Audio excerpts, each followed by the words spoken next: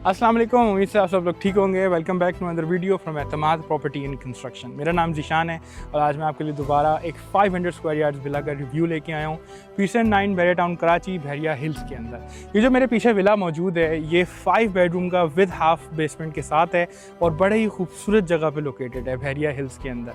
जैसे ही आप विला के फ्रंट पर आते हैं तो आपको ये डोर्स मिलते हैं, एक साइड डोर मिलता है, ये गाड़ियों के एंट्रेंस के लिए है। फिर आपको एक छोटा सा गार्डन मिल जाता है जिसको आप डेकोरेट कर सकते हैं।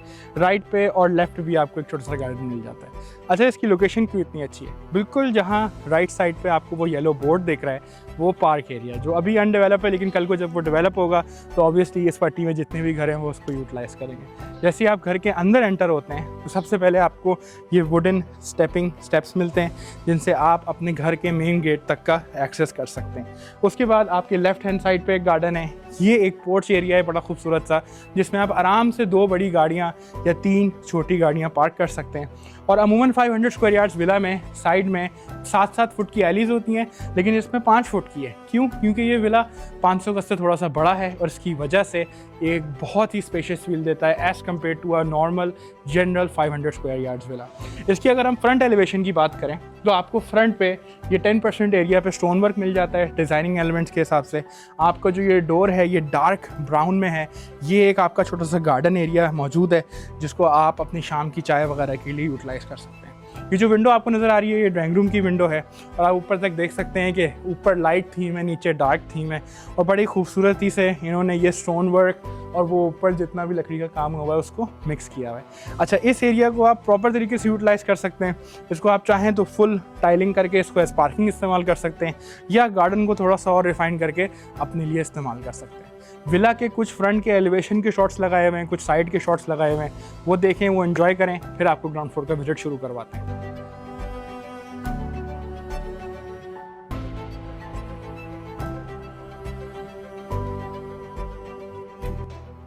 जैसे ही आप अपने घर के अंदर एंटर होंगे, इंशाल्लाह अपने घर के अंदर एंटर होंगे, आपको ये खूबसूरत बड़े वुडन डोर्स मिलेंगे जिनके अंदर इंपोर्टेड नॉजल्स वगैरह लगे हुए हैं। इनके हैंडल्स इंपोर्टेड हैं, उनको आप यूज़ करेंगे उससे आपको पता चलेगा कि उन्होंने एक अच्छी चीज़ लगाई हुई है।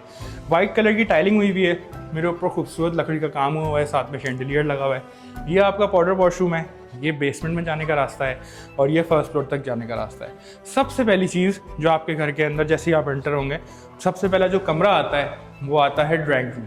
और ये एक ह्यूज साइज़ का ड्राइंग रूम है माशाल्लाह से और काफ़ी खूबसूरत तरीके का डिज़ाइन हुआ हुआ है। इस तरफ जो है वो आपको अंदाज़ा हो रहा होगा जो सीलिंग पे काम हुआ है उससे कि ये एक डाइनिंग एरिया है और ये सिटिंग एरिया है। डिफरेंशिएट क्या करता है कि डाइनिंग एरिया के ऊपर फैंस नहीं लगे हुए और यहाँ पर फैंस भी लगे हुए हैं और बीच में खूबसूरत सा शैंडलियर भी लगा हुआ है। साथ साथ शीशे का थोड़ा सा काम हुआ हुआ है इसके अंदर और दोनों तरफ, क्योंकि ये घर एलिवेशन पे बना हुआ है, बेसमेंट के साथ है, तो आपको अंदाज़ा हो रहा होगा कि खिड़की से जो वॉल की लेवल है वो कितना है। यानी कि अगर आप ये खिड़की खोलते हैं और आप वो पीछे वाली फ्रंट खिड़की खोलते हैं तो क्रॉस वेंटिलेशन बहुत है। इसके साथ साथ एंट्रेंस पे आपको ये स्लाइडिंग डोर भी दिया जाएगा जिससे अगर आप अपनी कोई प्राइवेट कन्वर्सेशन कर रहे हैं तो वो सेफ रहेगी। उसके बाद हम ड्राइंग रूम से निकलते हैं और लॉन्ज एरिया के अंदर आते हैं जहाँ पर एक कोजी सी वार्म सी फीलिंग है। ये एक ओपन एरिया है बड़ा खूबसूरत जिसके अंदर ऊपर अगेन सीलिंग का काम हुआ है, खूबसूरत सा शैंडलियर लगा हुआ है और ओवरऑल यहाँ पर बहुत आराम से 10 to 12 सीटर सोफ़ा आ सकता है। ये इन्होंने मीडिया पैनलिंग की हुई है, साथ में थोड़ी शेल्फ्स बने हुए हैं और एक बहुत ही कम मिनिमलिस्टिक काम के अंदर खूबसूरत काम हुआ है। इसके बाद जब आप अपने लॉन्ज एरिया से निकलेंगे तो आप सीधा पहुँचेंगे किचन के अंदर, जिसके ऊपर मैंने एक शॉर्ट वीडियो भी बनाई हुई है। ये उसकी प्रॉपर लॉन्ग वीडियो है। वाइट कैबिनेट्स, ब्लैक थीम, साथ में नीचे टाइल्स का एक अलग रंग चल रहा है, थीम चल रहा है जिसमें ग्रे, ब्राउन, वाइट इस तरह से कंप्लीटली वाइट काउंटर टॉप्स हैं। आपके ग्लास कैबिनेट्स हैं, आपके ग्लास ऊपर अपर कैबिनेट्स हैं। 4 टाइल तकरीबन थ्रू आउट लगा हुआ है, इधर भी 4 टाइल है, इधर भी 4 टाइल है और ये टच था इसलिए एक्टिवेट हो गया है। और ओवरऑल बहुत ज़्यादा काउंटर स्पेस है आपके साथ। मतलब ये जो एक प्रॉपर प्रेजेंटेशन किचन होता है ये एक प्रेजेंटेशन किचन है और डेफिनेटली अगर आप कोई भी इवेंट कर रहे हैं, कुछ भी कर रहे हैं तो ये आपके उसको 4 चांद लगा देगा। अच्छा, अब एक हो गया प्रेजेंटेशन किचन, लेकिन खाना तो घर में बनना है और गंदगी भी होनी है, तो उसके लिए इन्होंने एक प्रॉपर किस्म का डर्टी किचन दिया हुआ है जिसका एक्सेस आप यहाँ से कर सकते हैं। और क्वालिटी पे कॉम्प्रोमाइज़ नहीं है, उससे आपको इसलिए अंदाज़ा होगा कि डर्टी किचन के अंदर भी 4 टाइल दिया हुआ है। इधर भी 4 टाइल दिया हुआ है, प्रॉपर वुडन कैबिनेट्स बने हुए हैं, ब्राउन जो आपका थीम चल रही है उसके हिसाब से, और एक प्रॉपर डर्टी किचन। साथ में ये सर्वेंट्स का एक्सेस है, यहाँ से वो अपना प्राइवेट एक्सेस करे, आप लोगों का फ्रंट दरवाज़ा ख़राब नहीं करे। ये जो एरिया बेसिकली दिया हुआ है पिलर के साथ, ये एक पेंट्री एरिया कह लें। इधर आप अपना फ्रीज़र रख सकते हैं, इधर वॉशिंग भी की जा सकती है क्योंकि इधर प्रॉपर इन्होंने नलके वगैरह सारी चीज़ें दी हुई हैं। इसके बाद जब आप यहाँ से एग्जिट करेंगे, मैं देख रहा हूँ कि ये भी एक जो है वो फ्रिज का एरिया है, तो आप आएंगे नीचे ग्राउंड फ्लोर के बेडरूम नंबर 1 में। अच्छा, ये bedroom usually 90% of the time या तो गेस्ट बेडरूम होता है, या अगर आपकी फैमिली बड़ी है तो ये बेडरूम को यूटिलाइज कर रहे होते हैं। और आप इससे अंदाज़ा लगाएंगे मैं कितना पीछे जा रहा हूँ और ये बेडरूम कितना बड़ा है। हालांकि ये फर्स्ट बेडरूम है और सेकेंडरी बेडरूम होता है ग्राउंड फ्लोर का, लेकिन ये इतना बड़ा है कि ये इसको आप किसी भी 250 स्क्वायर यार्ड का मास्टर बेडरूम कह सकते हैं। उसके बाद जब आप यहाँ आएंगे तो आपको एक वॉक इन क्लोजेट मिलेगा जो कि बड़े खूबसूरत तरीके से बना हुआ है। ऊपर से नीचे सब चीज़ें प्रॉपर कबर्ड्स बने हुए हैं, और फिर इनके वॉशरूम्स, हर वॉशरूम की एक अलग क्वालिटी है, एक अलग वार्म फील है और एक अलग स्टाइल है। और आप देखें प्रॉपर तरीके से इन्होंने बेसिन को अलग किया हुआ है, शावर एरिया को अलग किया हुआ है, टॉयलेट को अलग किया हुआ है।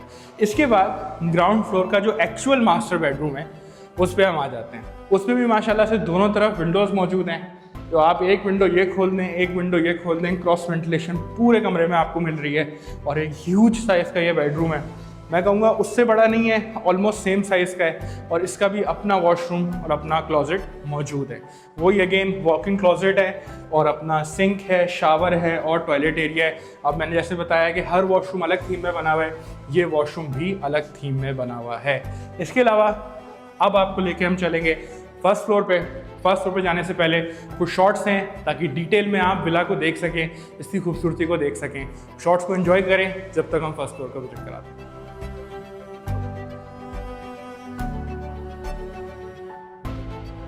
अच्छा, अब मैं आपको ये एक्सप्लेन करूंगा कि हाफ बेसमेंट क्या होता है। बेसिकली जब 500 स्क्वायर यार्ड्स का विला बनता है तो या तो उसमें पूरा बेसमेंट बनता है, या हाफ बेसमेंट बनता है, या बेसमेंट नहीं बनता।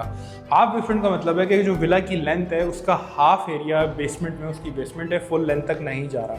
अच्छा, अब हम बेसमेंट में मौजूद हैं। यहाँ पर आपको एक ये स्टोर एरिया मिल जाता है जिसको आप एक पेंट्री में भी कन्वर्ट कर सकते हैं, क्योंकि ये एक वार्म डैम्प एरिया है और इससे कोई पाइप्स, वाटर वगैरह इस तरह की चीज़ें नहीं जा रही जिससे ये ख़राब हो सके। उसके बाद आपको एक ये रूम मिलता है जो कि जिसको आप ऑफिस नहीं कह सकते, क्योंकि ये ऑफिस के लिए बहुत बड़ा रूम है और इसको आप एनी वे यूटिलाइज़ कर सकते हैं। इसको आप एक जिम बना सकते हैं, इसको आप चाहें तो ऑफिस में कन्वर्ट कर सकते हैं, चाहें तो आप इसको आई डोंट नो कुछ भी कर सकते हैं। आप इसके अंदर अपनी हॉबीज़ वगैरह के लिए कोई भी रूम बना सकते हैं आप इसको।